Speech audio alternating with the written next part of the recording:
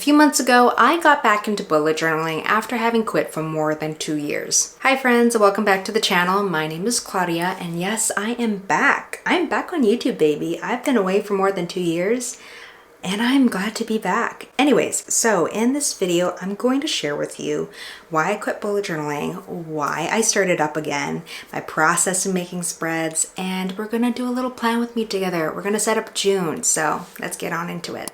I quit bullet journaling in the winter of 2022, so at that point I had bullet journaled for maybe about 7 years. I quit because of 4 reasons. Number 1, I was entering into a new stage of life. I was becoming a parent, and I was struggling to figure out how I was supposed to keep up with this habit in the midst of this transition. Number 2, when I became a parent, I was and still am very busy being a mom and very absorbed in my role as a homemaker and a mother. I was finding it difficult to just have time to sit at my desk to bullet journal. Number 3, I honestly kind of fell out of love with this practice. I'd been doing it for so long and I wanted to try something else. Number 4, the purpose behind this all was unclear. I didn't know why I was continuing with bullet journaling. I mean, it was helpful. I like making my own spreads, but I also had the responsibility to make content online, and it was hard to know why I was continuing with it. Was it because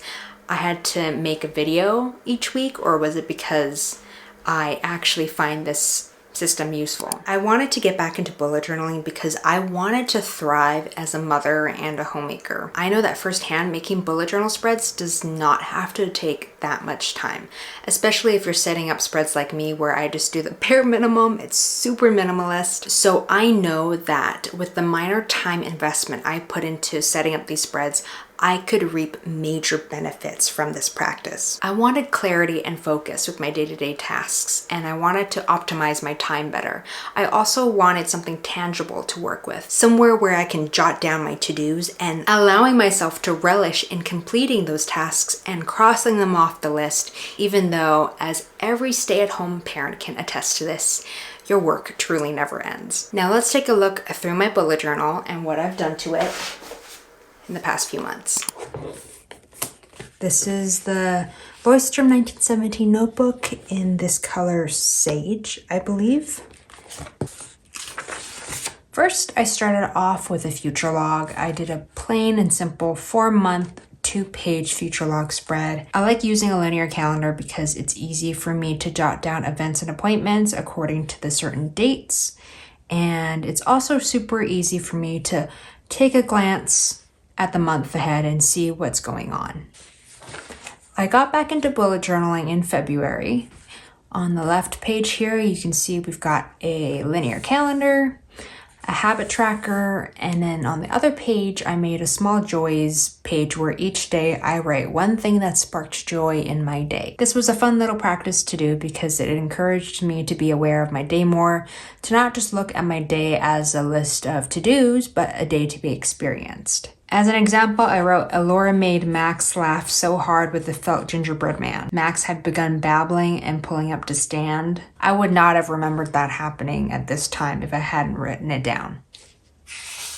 Next, I have a couple of pages for brain dumping. I wrote some February favorites. And then here I was brainstorming a spread for March. Here I wanted to brain dump some thoughts about my homemaking routine and rhythm. And then I thought about soap making. It's really random, as you can tell, but that's how I use my bullet journal. Next is the good old rolling weekly with the daily logs. If you've seen my old Plan With Me videos, you'll probably remember that my daily log spreads look a lot different to what you see now. I used to dedicate 1 page per daily log, but I find that this is way more efficient. I have all my dailies on 1 page, and then I can easily see what I have on my rolling weekly that I can transfer onto my dailies. Also, now that I'm in a different season of life where my time is limited and my responsibilities are ever repeating and endless, I find that writing the top 3 things I'd like to get done for the day is an effective way to use the daily log. It keeps the spread clean and easy to read. It's minimalist, it's straight to the point, and it's not overwhelming. If I have more to-dos I want to tackle, I write them in the rolling weekly. And as you can see, on some days, I'll write down some notes and reflections. It's clearly not a daily mandatory thing I do. It's just when I want to write something, then I write it. Now for the month of March, this is the same thing as February. I did linear calendar, habit tracker, basically another small joys list, but I called it something else. Something new that I did for the month of March is that my husband and I agreed that we would do a no spend month. So here is our monthly finances spread. So these are our goals for the month, and these are all of our fixed expenses, and then our variable expenses. This section I didn't really know how to use, so I just left it blank. Debt payoff and any online spending that we did. And then this page, I also didn't really quite know how to use it, but here we have a March expenses tracker. So anytime we spent money, I would write it down. And this was really helpful to see throughout the month what we were spending on, what category it belonged to, whether that was gas or groceries or entertainment, and also the amount. And then we have our rolling weekly and our dailies. Sometimes if I felt like I really needed to write a lengthier to-do list, I would.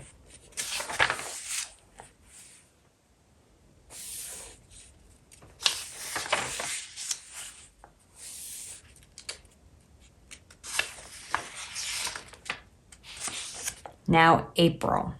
Things got hectic and chaotic, and so I obviously stopped keeping track of my habits and writing down the wins of the day. But hey, this is the reality of bullet journaling. You're gonna have incomplete spreads, and you're not always gonna fill out every page. And so here are my incomplete spreads. This is my April master to-do list and my brain dump. So a master to-do list for me is where I write down every single thing I would like to do for the month. If there's anything that I did not complete the month before, I will migrate them and put them here. And this is a random page for a brain dump. I use this page to figure out what I wanted to put in our family Pascha basket. I wrote down what I needed to buy, what I wanted to put in there, things I needed to make, etc.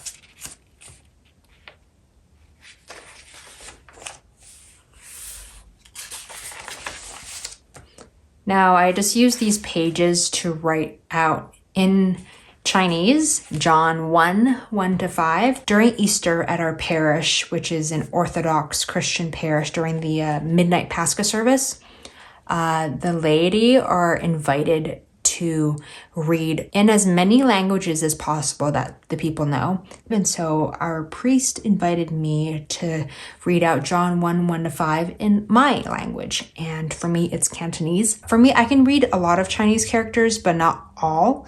So I had to do some homework and some studying. What I did was I wrote out all of John 1:1-5, and then I just would memorize it, because Chinese isn't like a phonetic language. You either know the characters or you don't. The only way I can remember what I'm reading is by memorizing.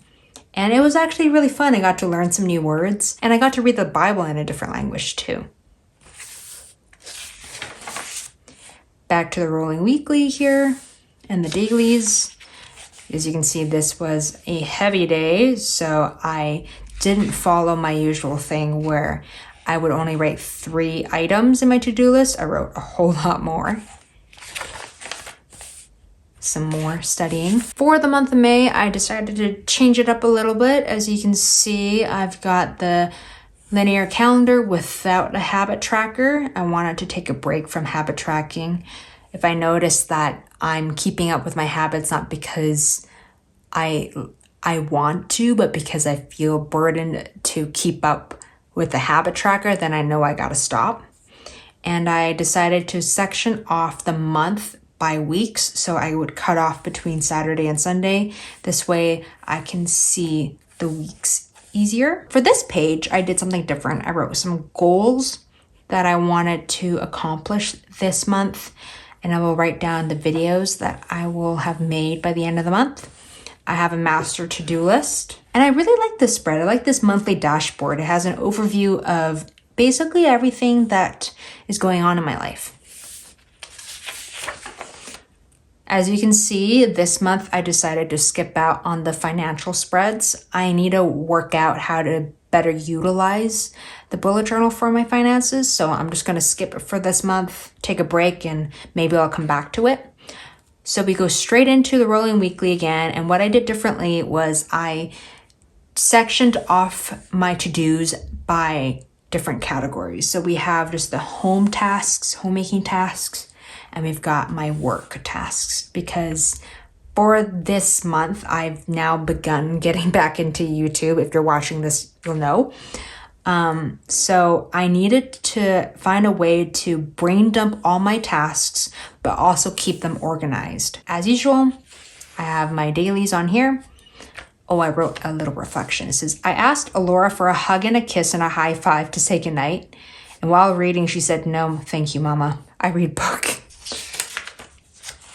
You can see here I skipped Wednesday because Wednesday was a really rough day on our family. Nothing was going to plan, so I didn't even open my bullet journal. And that happens. Sometimes I don't have the time or the space, the bandwidth to bullet journal. And that's okay. Skipping a day is fine. And there's no guilt in that because it's not like I've wasted space in a planner or something. So yeah, this is what I've been doing so far. Alrighty, now we're gonna begin a new month. Let's maybe do something different and use a color. That's awfully adventurous of me. I've got a whole lot of zebra Milano markers to choose from. I think I'm gonna choose a color based off of the dress I'm wearing. So if you can see here, I'm gonna show you. Got some orange and some green. Maybe I'll do a green like that. Maybe this green. It's kind of green. It's like taupe. I think I'm gonna draw a line down the page here. I did it. I held my breath on that. I cannot draw a straight line for some reason, even with a ruler. You've seen it before in my other videos. I can mess up drawing a straight line with a ruler. I don't know how I can do that, but I do.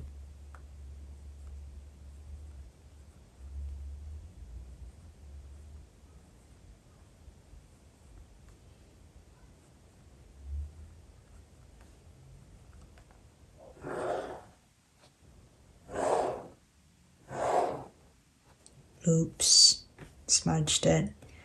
Ah, life of being a left-hander.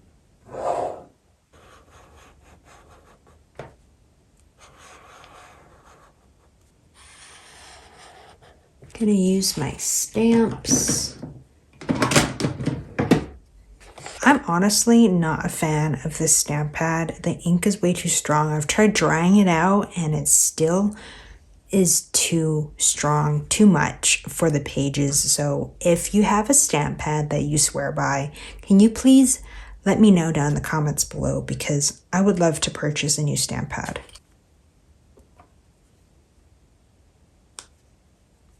June, monthly dashboard.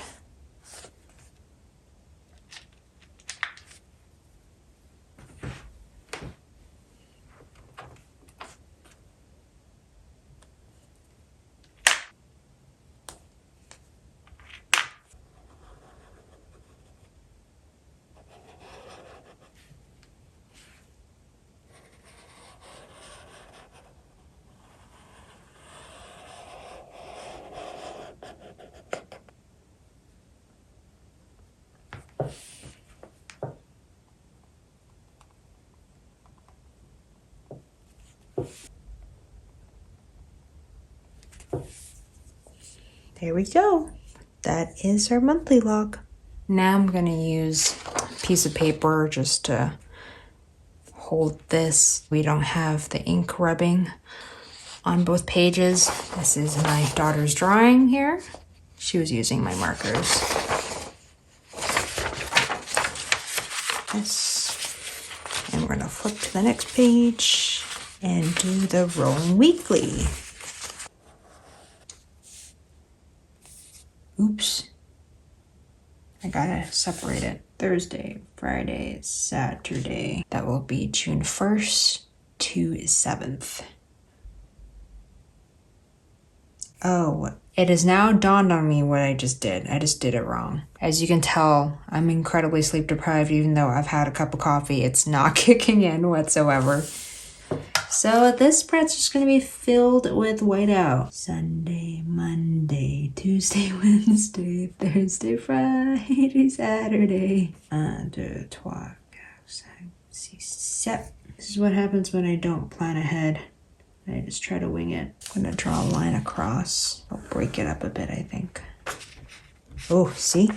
Look at that. It does that. I don't know why. It's so annoying.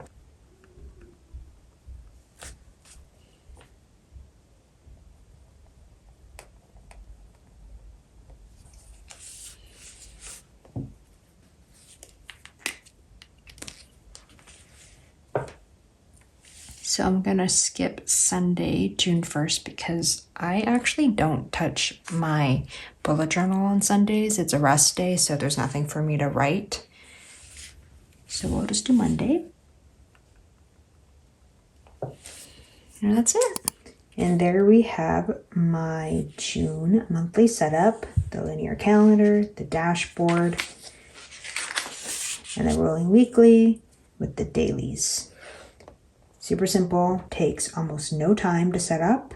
This is what works for me in the season of life with being a mom, a homemaker, and trying to incorporate YouTube again into my life. And that is a wrap. I am back into bullet journaling, baby, and I'm back on YouTube as well, so feeling very good about that.